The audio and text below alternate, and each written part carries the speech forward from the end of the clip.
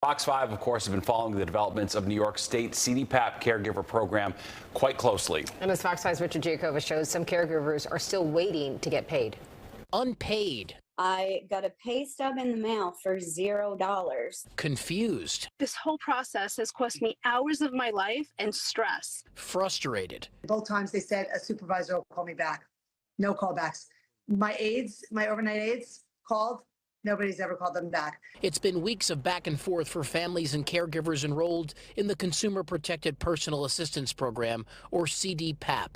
The program allows families to hire their caregivers directly. The state, though, is transitioning from hundreds of fiscal intermediaries across the state to one company, Public Partnerships LLC, or PPL, to administer the program. Families say the transition has been anything but seamless. Caregivers and those who employ them sounding the alarm this morning on what they call gross mismanagement by PPL and the state.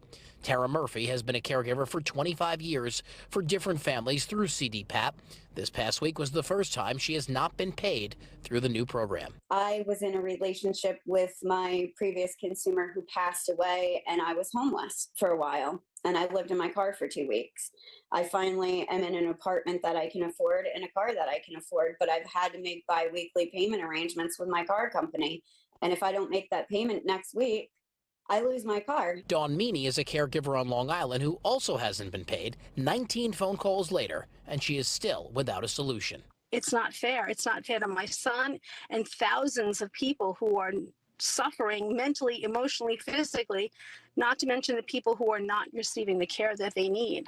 A federal judge ruling Thursday that New Yorkers now have until May 15th to register with PPL, workers until June 6th, and that they must continue to get paid under their previous fiscal intermediary, at least for now.